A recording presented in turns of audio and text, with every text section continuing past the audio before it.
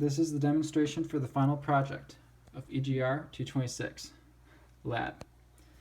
Below, you can see it starts by giving the user an option of menu. Sorry, you can't see that well. Menu, door, motor, and lights. I'm going to press 1 on my keypad. And then it goes operations, open or close. I'm going to press 1 for open. The green light turns on. Sadly, the servo does not move. I was unable to figure it out. There's code for it, but it does not work. I'll then press 1 on the keypad again.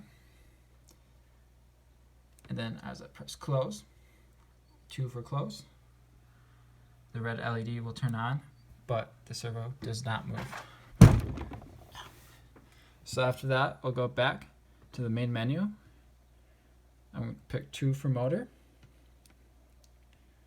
and prompts the user to enter the speed. I'm going to start with a duty cycle of 100. So here's the duty cycle of 100.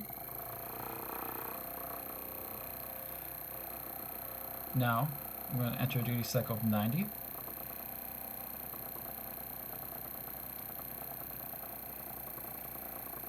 A little slower. Now I'm going 70.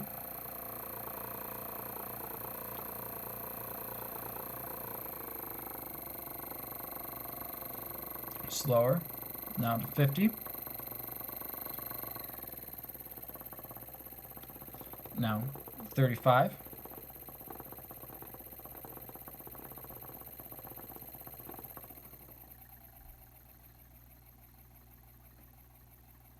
And now I'll do 0. As you can see, every single one of these is entered on my keypad, which is then displayed up there. If I enter 0, the motor stops, goes back to the main menu. Then I'm going back to the motor, and this time I'm going to do a duty cycle of 80. And one of the extra credits was if you enter a duty cycle above 80, a red LED will blink, as shown here. So there is blinking, and there is the motor moving. Also, a button is used to stop the motor and then go back to the main menu. So I'm going to enter a duty cycle of 90. Entered. The button's been pressed. Let me show you that again. And you go on the button. So here's the speed of 90.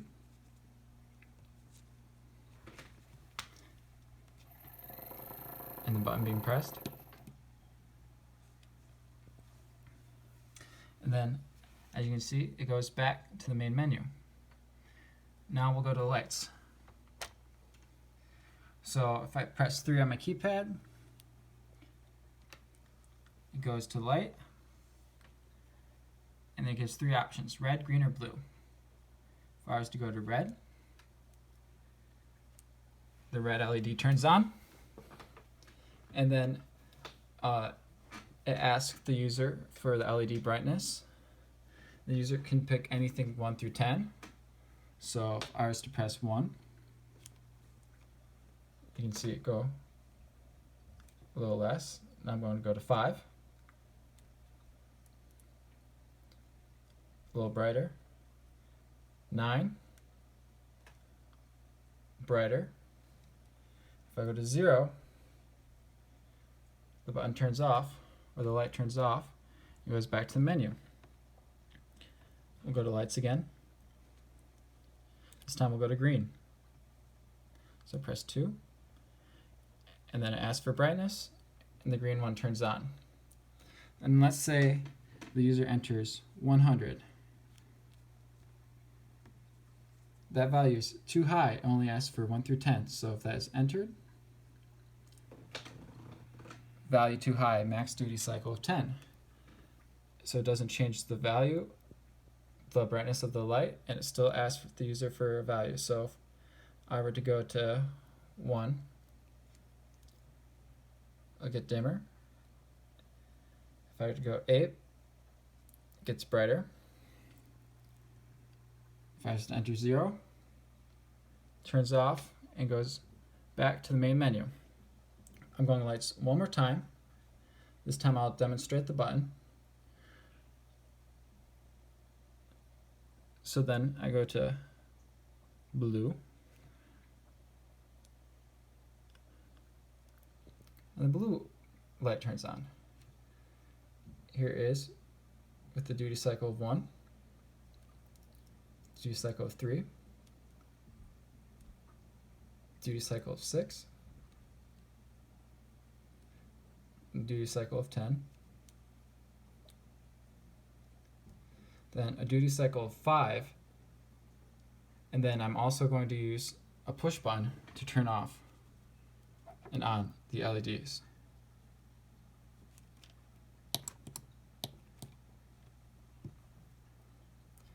Then I'll use that push button. I'm going to turn it off again. Turn off the LED. Then I'm going to go show you I can use the push button for the red LED also. So I'll use the red LED. Here we are. Then I'm going to do a duty cycle of 3 and use the green push button.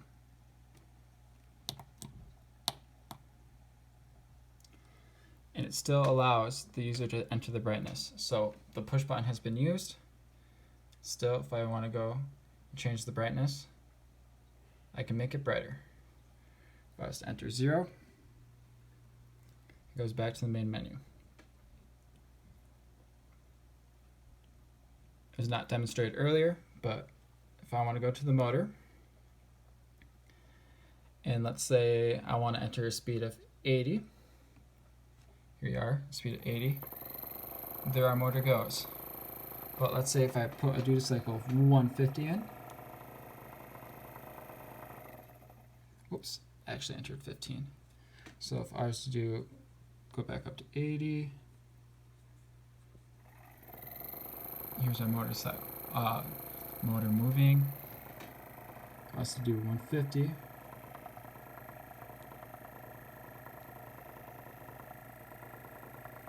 it says value is too high. The motor still moves, and it still asks the user for speed. So I'm going to enter 0.